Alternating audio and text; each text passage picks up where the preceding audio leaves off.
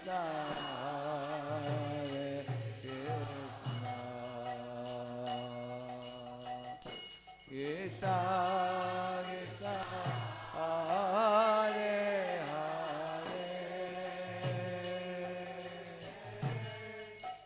Krishna, Krishna, Krishna,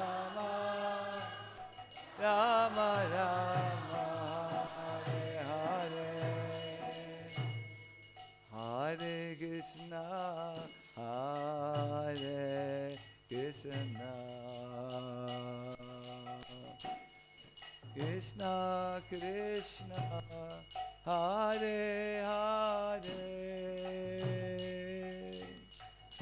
Hare Rama, Hare Rama, Rama Rama, Hare Hare,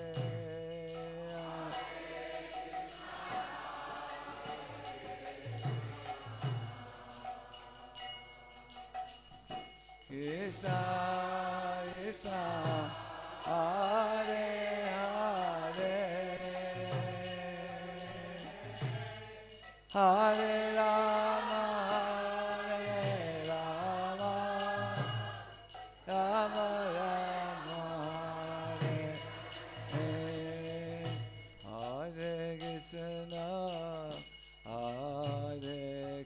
Hare Krishna,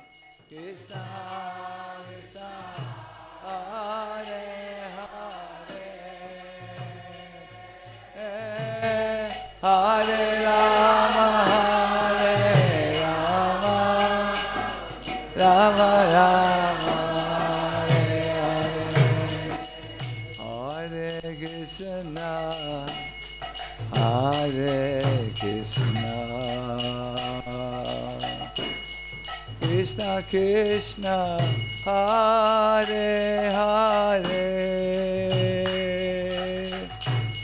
Hare Rama, Hare Rama, Rama Rama, Hare Hare.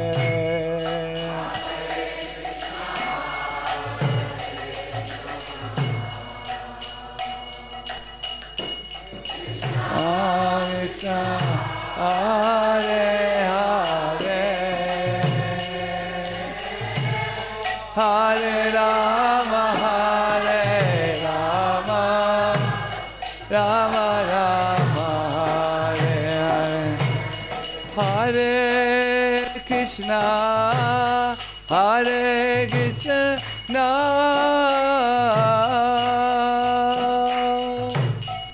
Krishna Krishna, Hare Hare, Hare Rama, Hare Rama, Rama Rama, Hare Hare.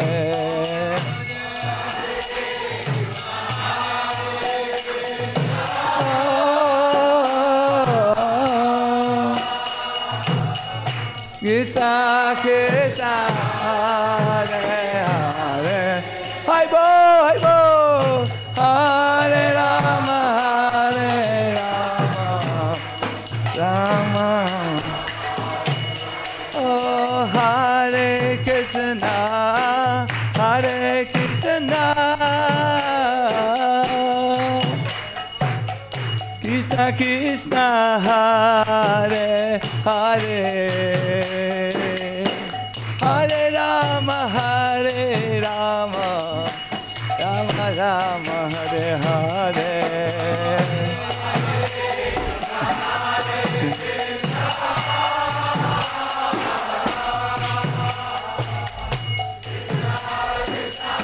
Hare Hare, Hare Hare, Hare Rama,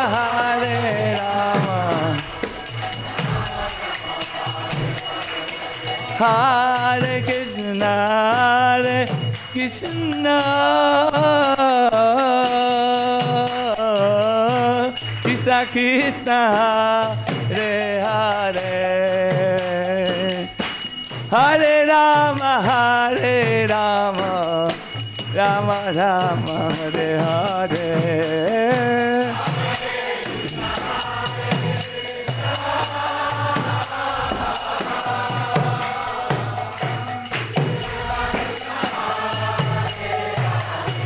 Hi Bo, hi Bo.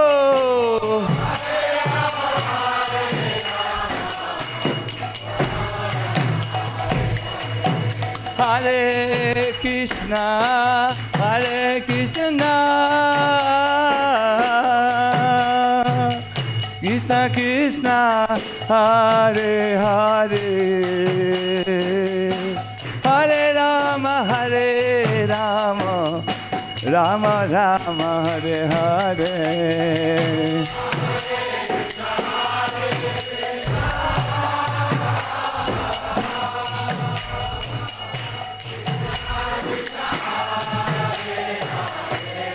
Ho ho.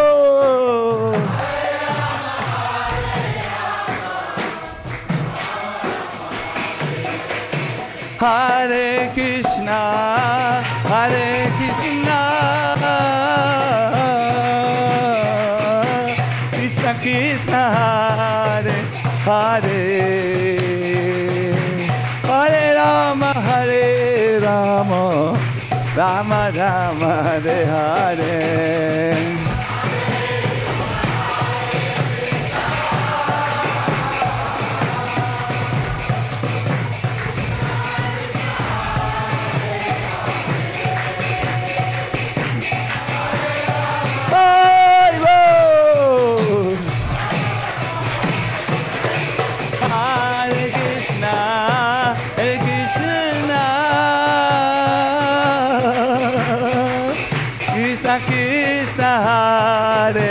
Hare Hare, Hare Rama, Rama Rama, Hare Hare.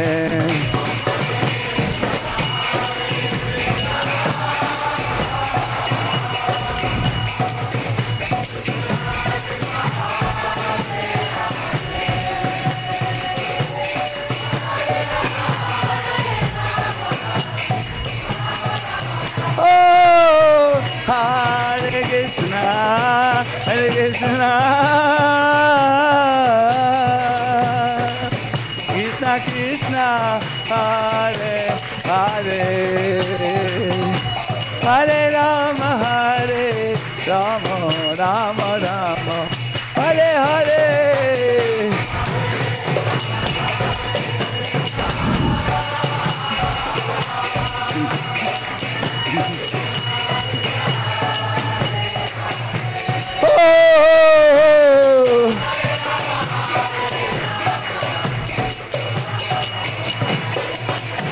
Hare Krishna, Hare Krishna, Krishna Krishna, Hare Hare, Hare Rama, Rama Rama, Hare Hare.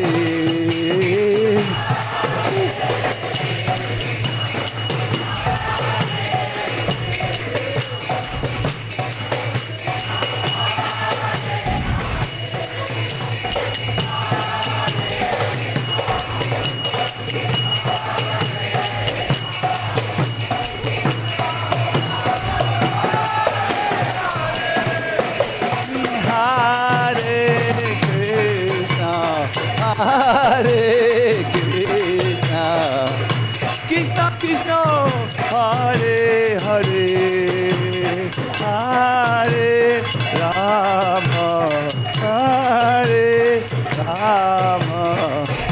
Rama Rama, Hare Hare.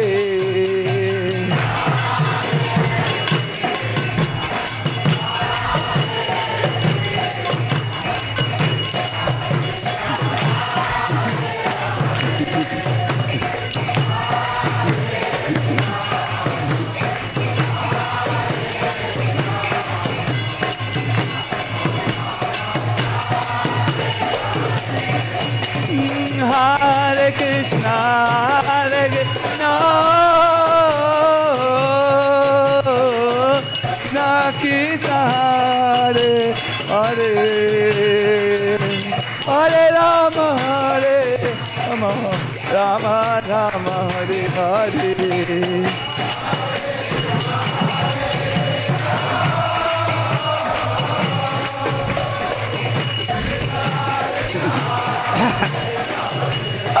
Oh.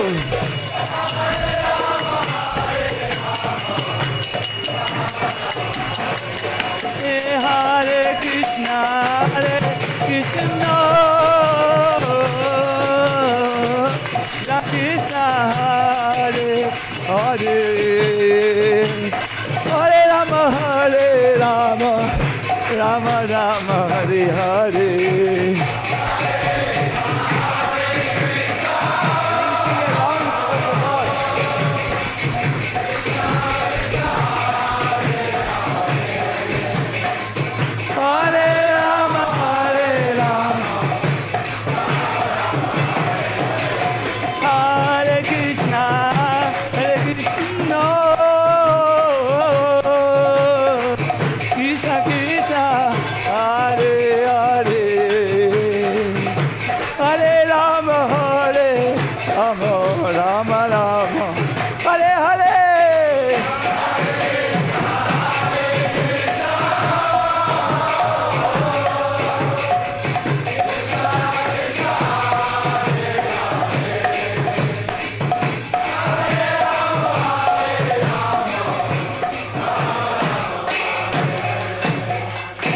Everybody please sing Hare Krishna.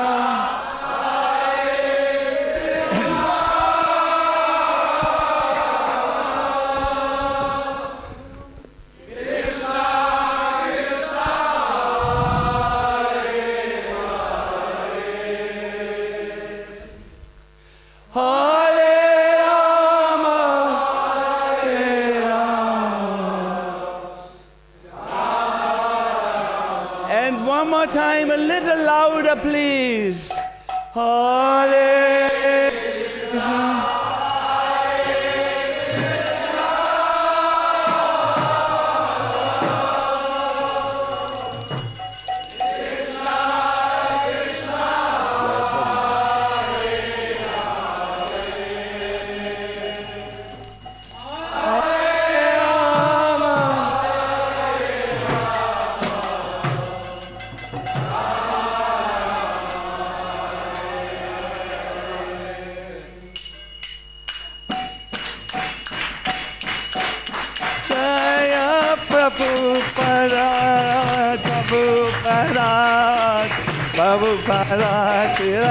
Prabhupada.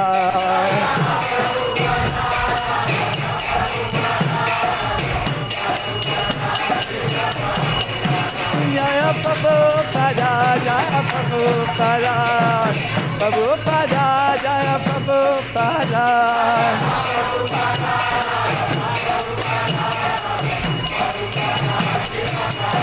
Jaya Prabhupada, Jaya Prabhupada, Prabhupada, Prabhupada.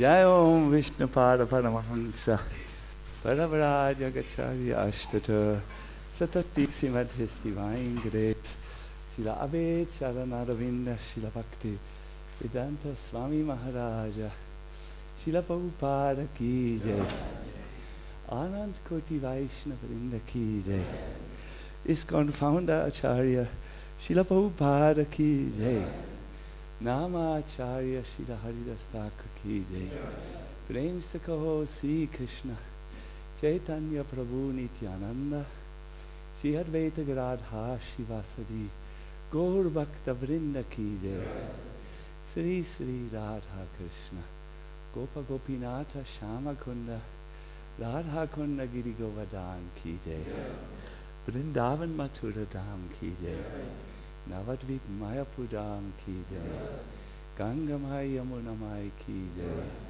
Bhakti Devi Tulasi Devi Ki Jai Harinam Sankirtan ki Samaveta Bhakta Vrinda ki Gaur Premanandi Hari Hari. All glories to the assembled devotees. All glories to the assembled devotees. All glories to the assembled devotees. All glories to Shri Shri Guru and Shri Gauranga. All glories to Srila Prabhupada. Srila Prabhupada ki jai. Namah Vishnu Padaya Krishna Hare Krishna. Krishna Krishna.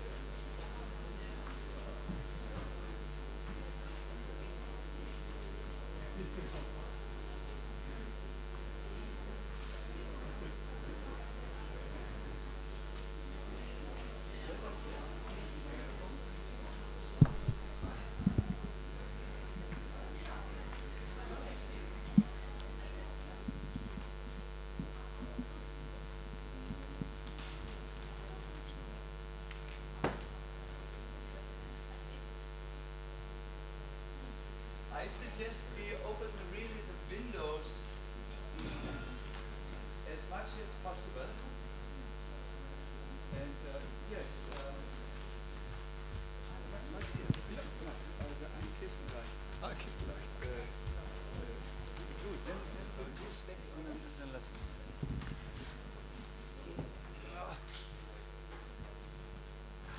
So, Idam Asana.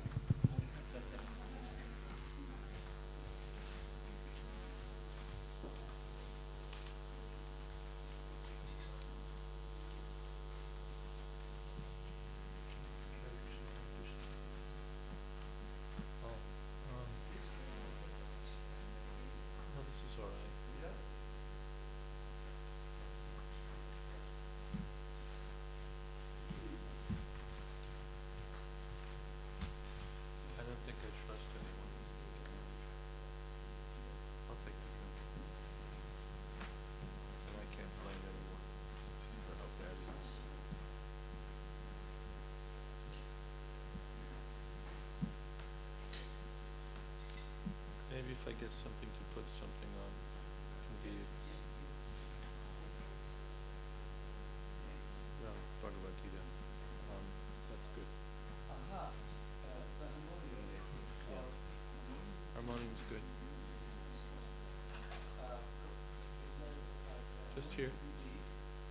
Oh. The harmonium.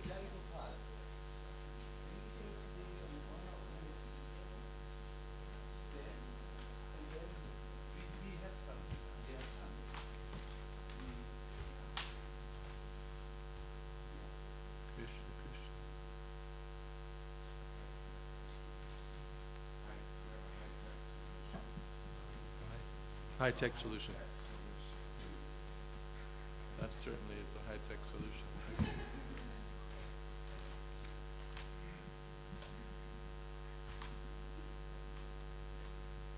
I think we can do without the harmonium too.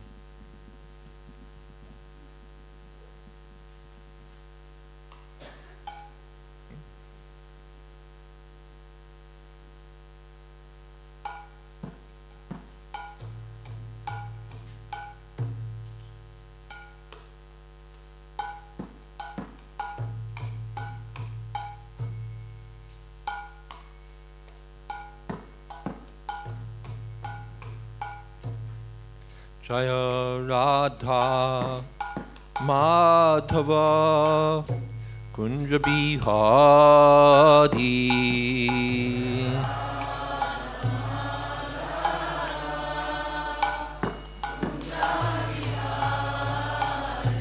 Jaya Radha Madhava Kunja Bihari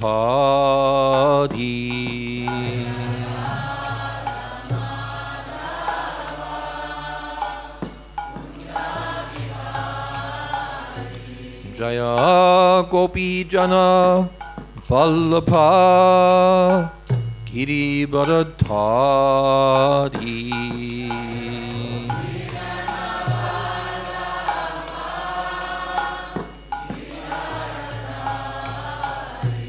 Jaya Gopi Jana Vallabha Girivaradhari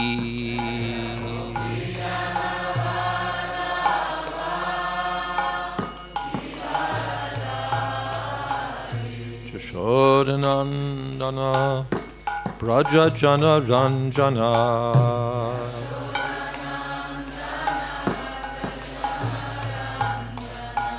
Jashodanandana Braja Jana Ranjana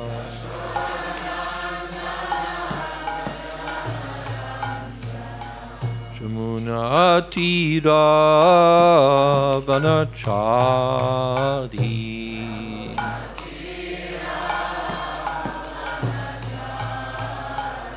Jamuna Tira Vanachari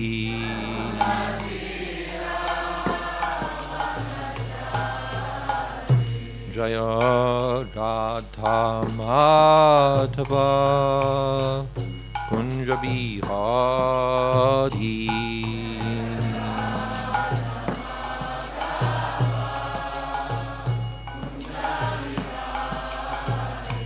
Jaya Radha Madhava Kunja Bihari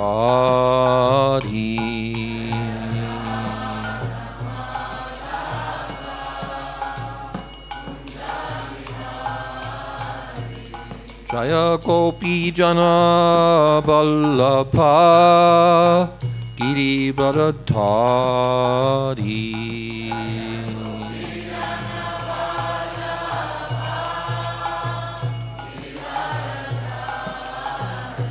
Jashodanandana Braja Jana Ranjana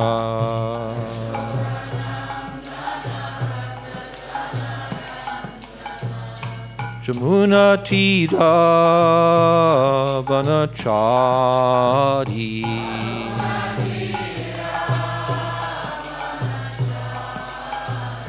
Jamuna Tira Vanachari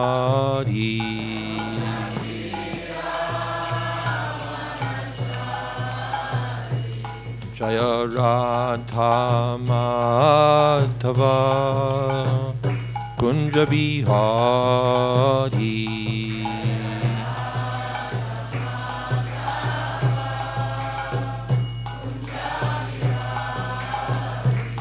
Jaya Radha Madhava Kunja Bihari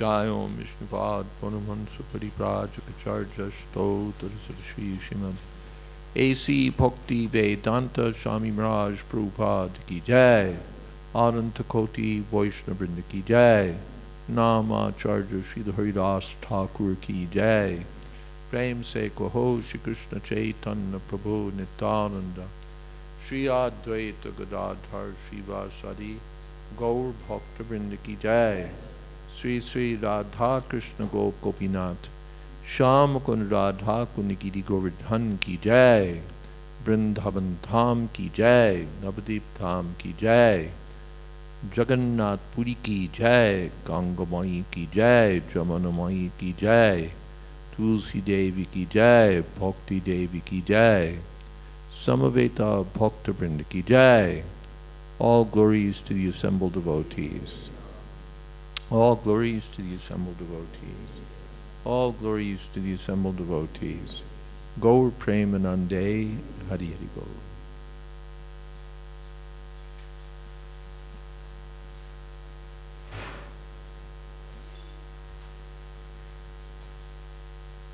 Om Namo Bhagavate Vasudevaya.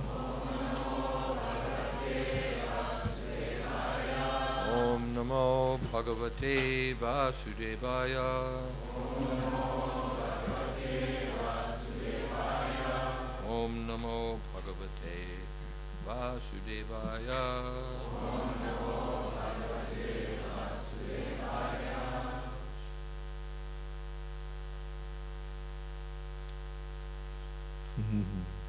Thank you.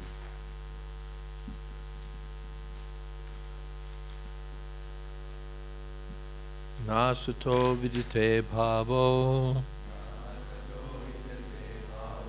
na bhavo vidite sataha, Ubhayorapi drishtontas,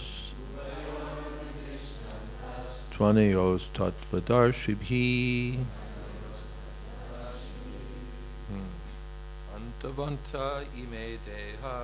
No. Well, let's stick with this. Nasato vijate bhavo, na bhavo vijate sataha, Upayorapi drishtontas, Tvanayos tattvadarshibhi.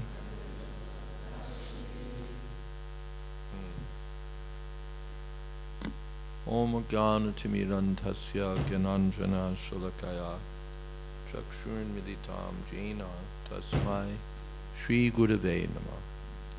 Shri Chaitanya Manobhistam Sthapitam Jena Bhutale Swayam Rupa Koda Mahyam Dadhati Shapadantikam Mandehang Shri Guru Shri Jatapada Kamalang Shri Gurun Vaishnavamscha Shri Rupam Shagrajatam Shahagana Raganatan Vitam Stam Sajivam Sadvaitam Savadhutam Parijana Sahitam Krishna Chaitanya Devam Shri Radha Krishna Padan Shahagana Lolita Shri Vishakhan Vitamscha.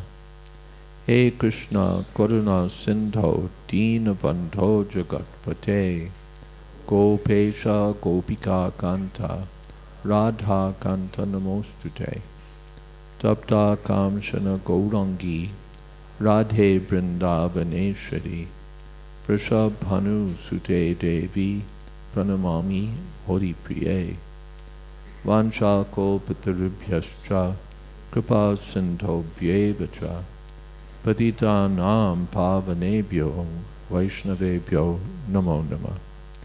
Shri Krishna Chaitanya Prabhu Nityananda Shri Advaita Gadadhar Shiva Shadi Gaur Bhaktavinda.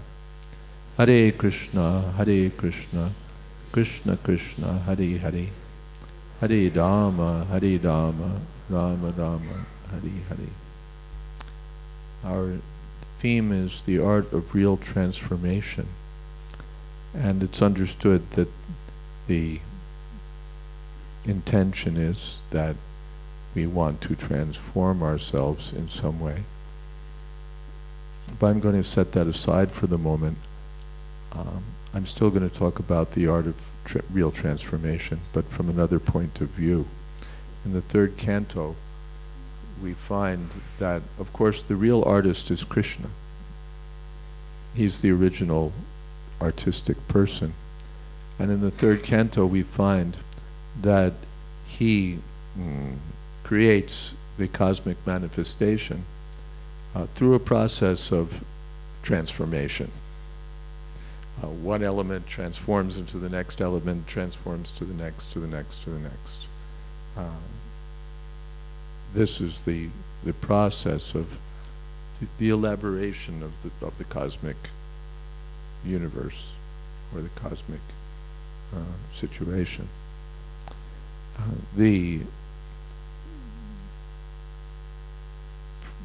Of course, we can go back a little further, but for our purposes, we can say that everything is a transformation of false ego. From false ego come the senses, from false ego come the sense objects, from false ego comes everything that the demigods, everything in the material world comes about from false ego, transformed by the touch of the personality of Godhead. It's Krishna Consciousness 101 is that we're not this body. Aham Brahmasmi, I'm spirit soul. And it's sort of commonplace, I'm not this body.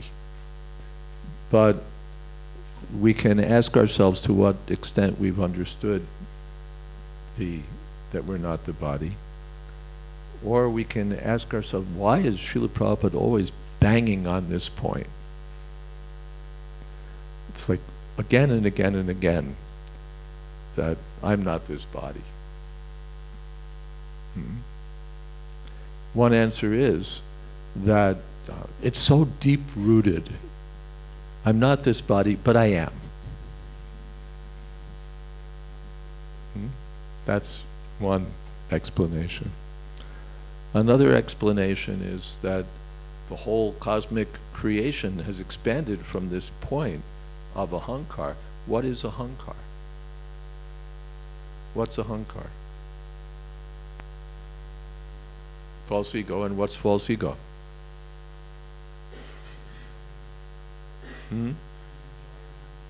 I'm the enjoyer, I'm the controller. Yes, that's true.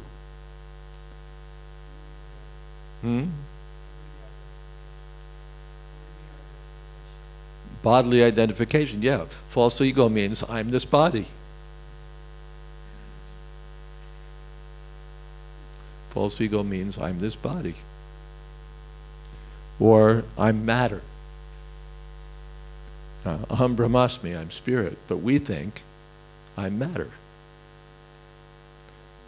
Really? Yes. And we'll go into this more from another angle another time.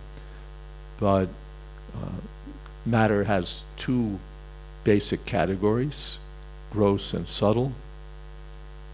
And we tend to identify with one or the other or both.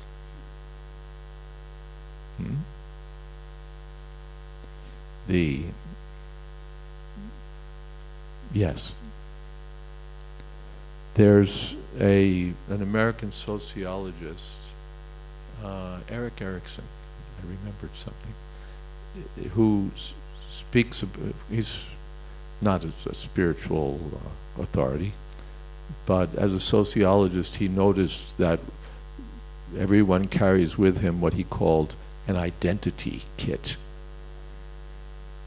An identity kit, which is what we use to present ourselves to the world.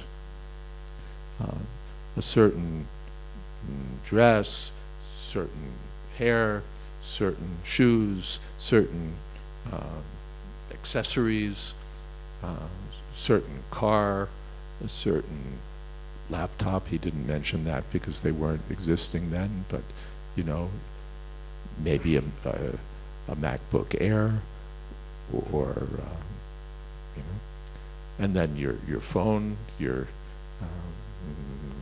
Galaxy 23.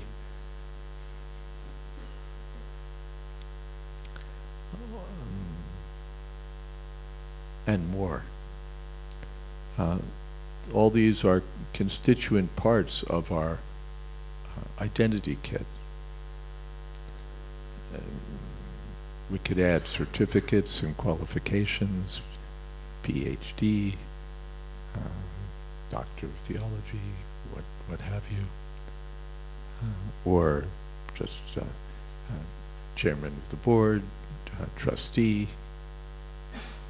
In India, commonly, you know, in America, it's sort of the standard. You get a business card and the person's name is there, and maybe his position and the company that he represents.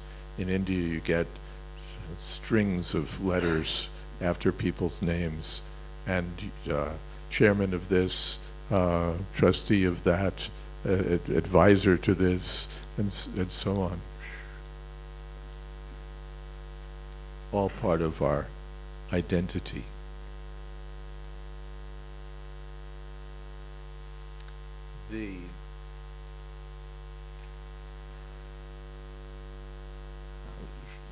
In the Bhagavad Gita, the whole Arjuna's whole illusion is built on false identity. In relationship to this body, this is my grandfather, these are my cousin brothers, these are my this, these are my that. Ahamkar, all on the point of false ego, which is why Krishna told Arjuna, as soon as Arjuna admitted that he was confused, Ashochan Vashochastam Pragyavadam Stravashase. You're speaking like a very intelligent person, but no intelligent person would speak like you. That means you're fool number one.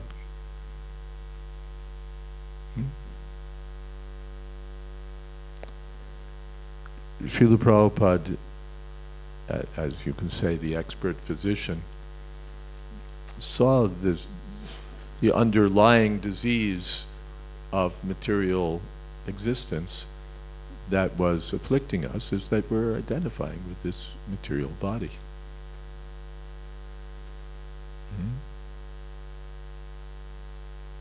And therefore he again and again and again spoke on this point, because this is the basis of material life. And as long as that, what is bhakti? You know, we're transformation, we're interested in, you know, something a little more advanced than what I'm talking about. But what is bhakti to begin with? How do we define bhakti? How do we define bhakti?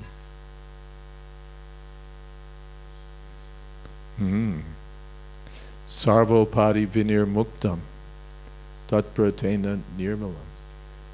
Bhakti begins, or stands on the platform of freedom from bodily identification. Sarva upadi vinir muktam. Upadi means, Prabhupada's usual translation, bodily designations. I'm a man, I'm a woman, I'm young, I'm old, I'm Indian, I'm German, I'm Swiss, I'm American, I'm this, I'm that, I'm Jones, I'm Smith. I'm head of this, I'm head of that. I'm chief pujari. Sarva upadi. These are all upadis, designations, pertaining to the body. I'm not eternally a man, eternally a woman, eternally young or old or thin or fat. But these designations come into play, and grossly or subtly, I identify them. I remember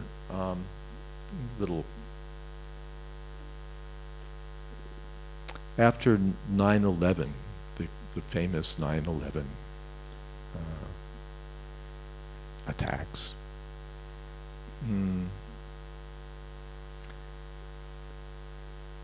I was, by a little bit of excessive amount of research, I came to understand that we sort of weren't being told a straight story. Anyway, I don't want to get into all of that. There's a lot of that.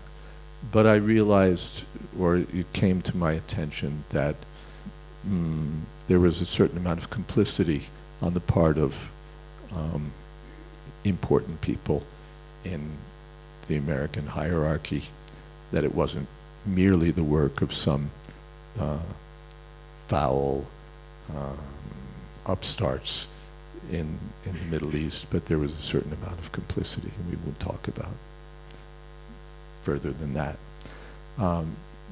Who did what is not really relevant to the discussion, but what was relevant was that the biggest obstacle for me to understand that as a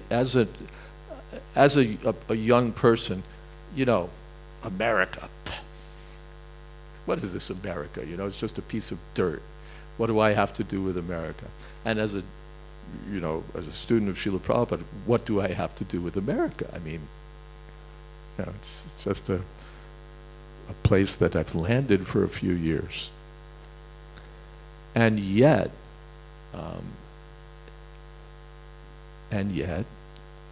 after 9/11, however you choose to look at it, there was this deeply felt sense that I'm a member of a country that stands for good in the world.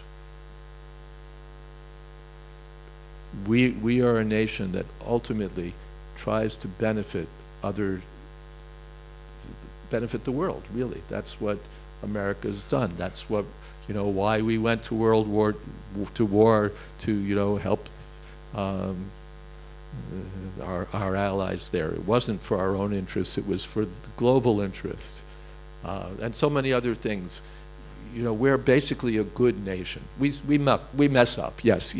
And we do, there's some bad things about us. But when you get really down to the core, we're a country that stands for something noble. You know, we're the standard bearer for democracy.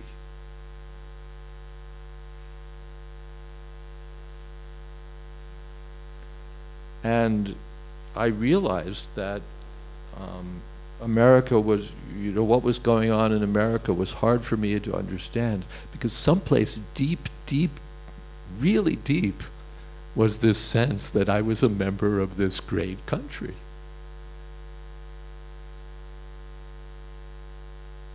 How deeply rooted in Upadhi that is.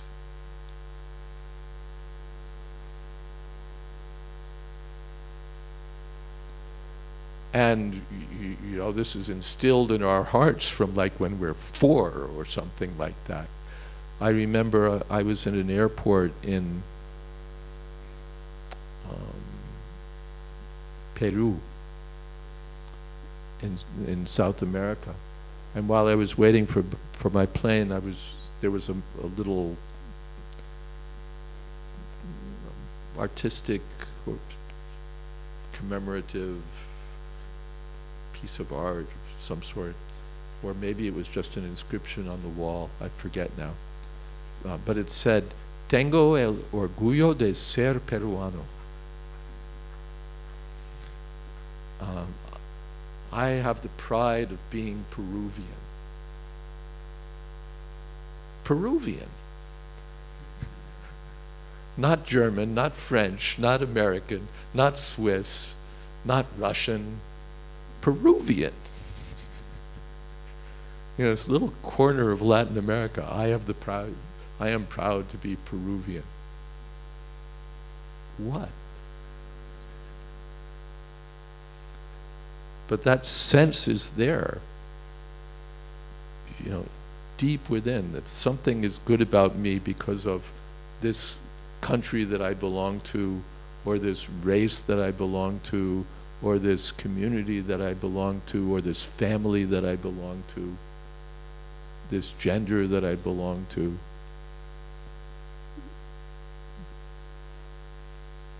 We identify subtly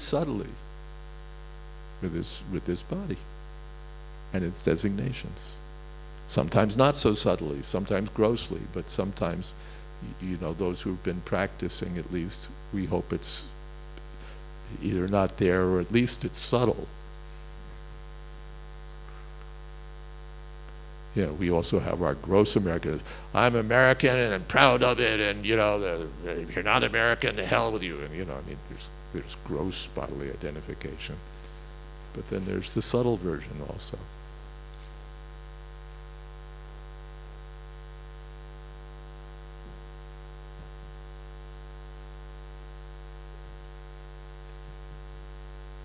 Srila Prabhupada would notice what he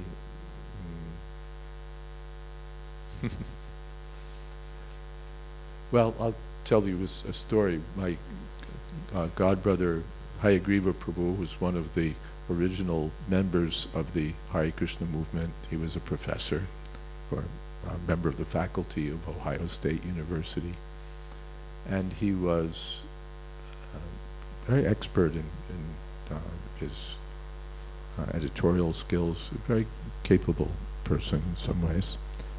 And he was also sort of a devotee of Allen Ginsberg and the hippies. And so he had a big beard and hair, in which he, well, the hair sort of trimmed from it got a little shorter. The beard stayed. And Prabhupada sort of was, he knew that Prabhupada didn't like it.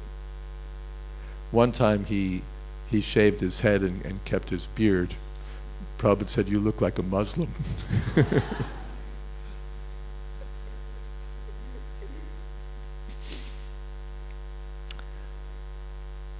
But one time Srila Prabhupada wrote to him that, and of course he was very Allen Ginsberg, looked a lot like Allen Ginsberg in his hairstyle and beard.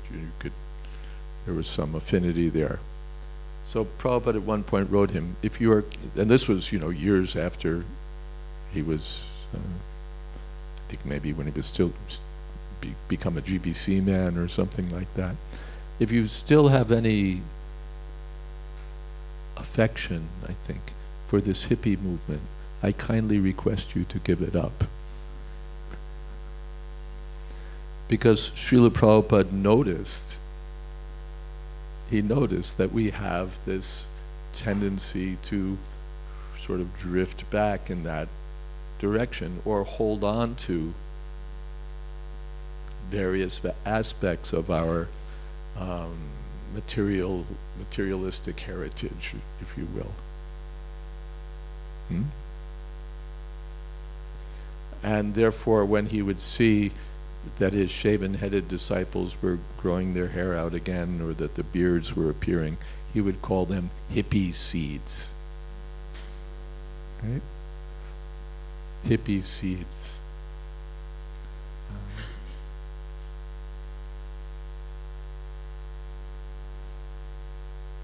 Now, what does that mean, hippie seeds? My connection, forgive me because I don't have an authority to quote for this, but my impression is that Prabhupada was seeing that this is another form of bodily identification. Another form of bodily identification.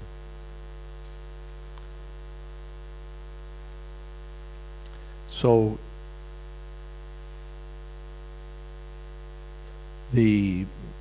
this bodily identity is the root cause of our material existence. Ahankar is the point at which it's very subtle. We have earth, which is, you can pick it up and hold it. You have water, which you can't pick up and hold. Then you have fire, which you can't touch. It gets more and more subtle. All the sense objects, all the sensory objects are present in earth. You have form, touch, sound, taste, and smell. Then in water, it's more subtle because there's no smell. Then fire, there's no taste, more subtle. Then air, there's no form, you can't see it.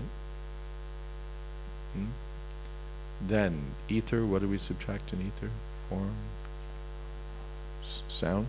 Yeah. So finally, anyway, you find you're subtracting all these items, so it's getting more subtle. You know, earth science, you're dealing with something very gross. When you get to aeronautics, it's more subtle. Then above air and ether, how subtle is ether? It's so subtle that modern science says there's no such thing. Or Prabhupada sometimes translates it as sky or space. What is exactly space? You know, if we didn't have space, we couldn't all be sitting here. We have to have a place that has enough space. But space is not just something you can measure. Everything exists within space. What exactly is space? You know, you can't buy it. You can maybe demarcate, we say, the space from here to there. But what is exactly space? It's subtle. And according to Shastra, all the electromagnetic stuff is going on in space.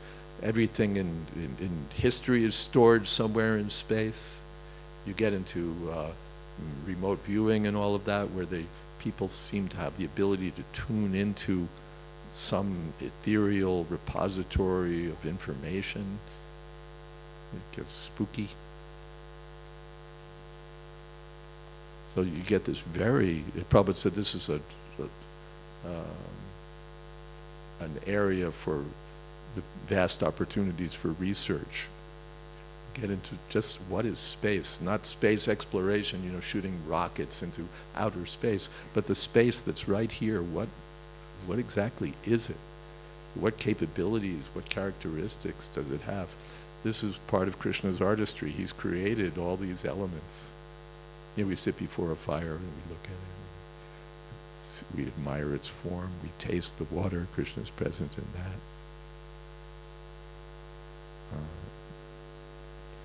Punyogandha Prativyamcha, he's the aroma of the earth. The roses and the gardenias, they all get their smell from the earth. Then you get to ether, it's really quite something. But then beyond ether, there's mind. The whole realm of mental activity. And above the mind is intelligence, which is so subtle. And above the intelligence is ahankar. And sometimes Srila Prabhupada, and above ahankar, of course, is spirit. Sometimes Srila Prabhupada described ahankar as that point at which matter touches, spirit touches matter.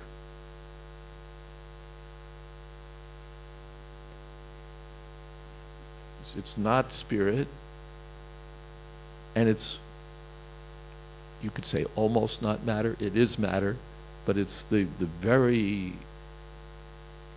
farthest reaching point of matter. It's that point at which matter touches spirit. But that, or looking at it from another point of view, it's that point at which the spiritual being thinks, I'm matter. He identifies falsely with matter, or it's the point at which he turns away from Krishna and looks toward Maya. It's that dividing line. It's like we know where Spain is and we know where France is, but the border is, where exactly, you know, how thick is the border between France and Spain? Is it a centimeter, half a centimeter, a micron?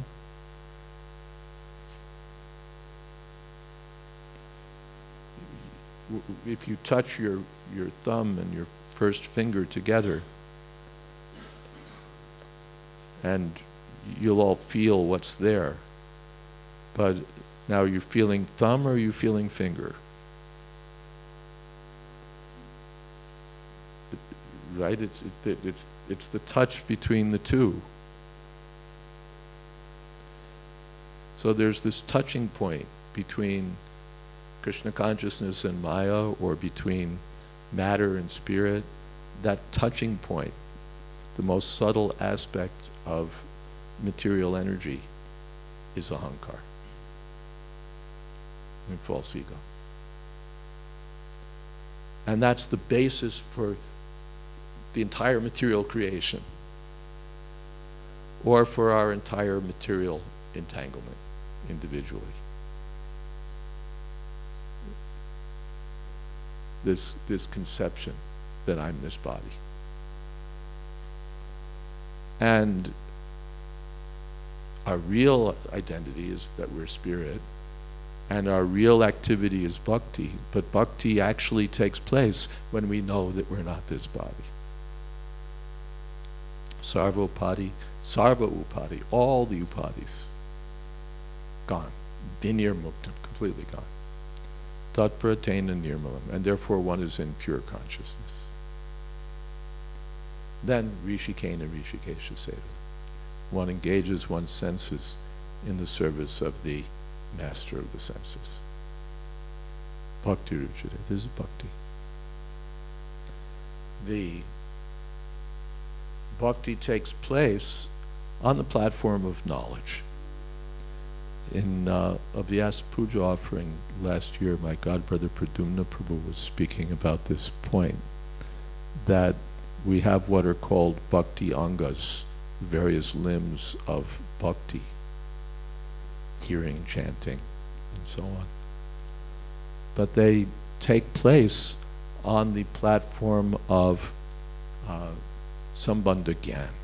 We have sambandha, abhideya, prayojana, reestablishing our relationship, then understanding our relationship, which means our relationship with Krishna ultimately, and also seeing what is this relationship with matter. Sambandha, then abhideya, activities, hearing, chanting, remembering, and then prayojana, love for Krishna. So the activities take place on the platform of proper understanding. The abhideya takes place on the platform of sambandha, gyan. What's happening with the abhideya?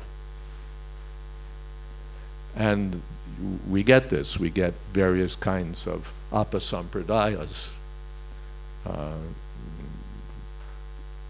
heretical bhakti movements, we would say, where there's hearing, there's chanting, there's remembering, there's prayers, there's all sorts of stuff. But they don't have the sambandha gyan right. They think that, well, I'm a Goswami, and bhakti comes down through the Goswamis. There's a subtle bodily identification there. Or they're thinking in some way that they're Krishna, that there's an identification between the individual enjoyer and the supreme enjoyer.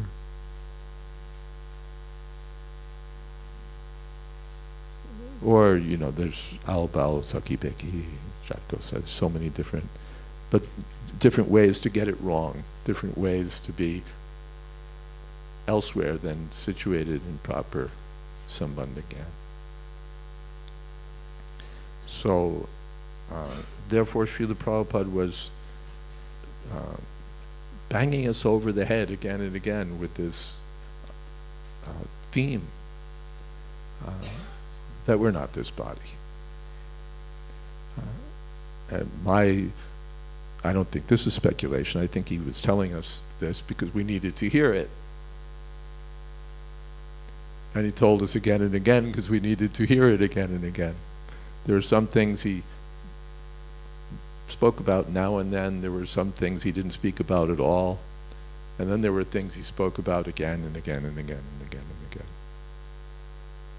And this was the first of them. And of course we understand one reason is this is what we're meant to present to others. The world needs this message. And in fact, if somebody gets this message, gets it in the sense of, has it click with them, they understand it, it's powerful for them. Probably anyone who's preached Krishna consciousness has had this experience, that you meet someone and you say the sort of things we fall asleep in Bhagavatam class over, that you're not this body, that you're changing from one lifetime to another. People go, wow. Your little light goes off. Because this bodily identification is all we know in material life. And it gets subtle also. I'm not my body, I mean, I'm not this, but it's my feelings. Right? It's my heart, it's my feelings, it's my emotions, my emotional existence. When I get in touch with myself, that's what I get in touch with. All those warm things that are there in my heart. And what is that? That's spiritual. Right? That's spiritual. Because I'm going deep within and getting in touch with myself. And Srila Prabhupada, no.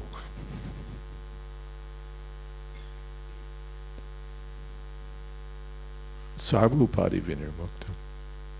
Someone understands this, it's powerful, and it's necessary. This is our first message to the world. And I was just thinking about this topic this morning, and as I was doing my little worship in the morning, I was playing before then I was playing a tape of Srila Prabhupada, and he started talking about this very topic. That the whole world is in conflict and turmoil because of this fundamental error of identifying with the body. And consequent upon bodily identification, I am this body and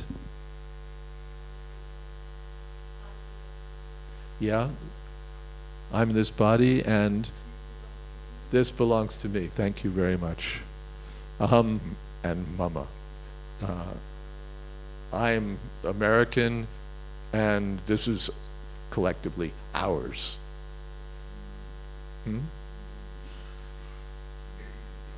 The moon is ours. We got there first, finders keepers. Or just, I'm big and I want it, and I'm just shameless about it. Aham mameti. I'm this body and this is mine, and the whole world is in conflict over this simple misunderstanding. So we're meant to deeply understand our spiritual identity and purify our hearts. Tat pratena nirmalam. Nirmal means without any dirt. There's a soap powder in India, nirmal. Without any of this dirt left over, nirmalam. And then we engage our purified senses in the service of the master of the senses. If we don't get that part right, understanding our spiritual nature, really identifying ourselves purely, then when we go to the higher stages, it'll be built on something wobbly, something that's not steady. So it's again and again, Prabhupada didn't stop, well, you're all devotees, I don't need to tell you this. He was telling us again and again, partly I would say because this is what we're meant to speak to others, and partly because this is what we need to hear.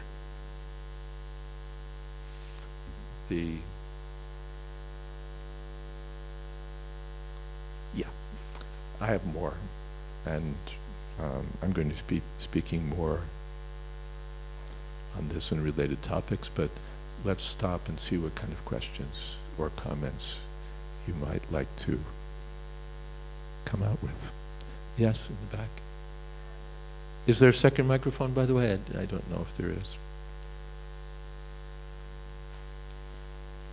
Seems like maybe there is.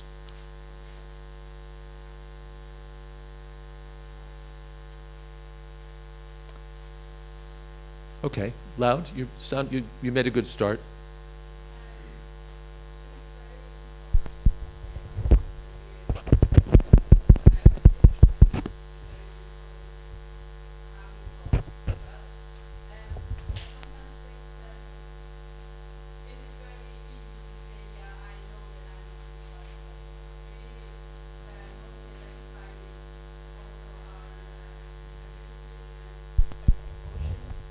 As you said, and I don't know if you can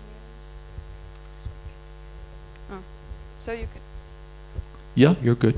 Okay, and maybe it's a bit easier if we know like on what we could focus with, but because we're so settled with all these things that aren't like on the bodily platform, but a bit higher, like the mind or the things we achieve or like, or everything is like false ego. And if we're like giving up everything, then we're nothing. But that's not true, because if we give up everything, has then personality. Then we're nothing. Yeah. Yes. And that sense is very strong. We become, even as devotees, attached to something, and that becomes our identity. I'm the temple president of such and such temple. I've been that temple president for 25 years. What would I do if I were not the temple president? What would I be if I were not the temple president? If I were not a trustee of the Bhaktivedanta Book Trust, what would be the meaning of my life?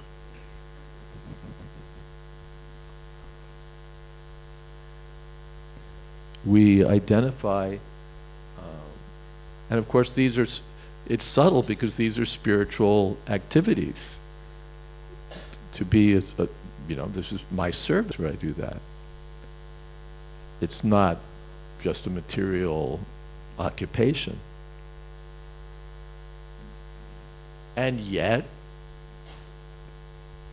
it's not that I'll go to the spiritual world and go looking for the BBT office so that I can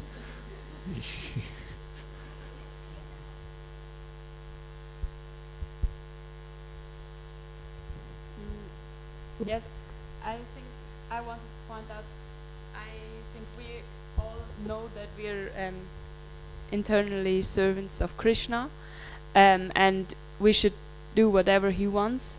Yes. But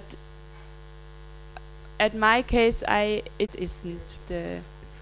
At our, you know, now I'm building up a persona, a personality. Persona means, I think, a mask. If you go back and look in terms of, and their family, and when they get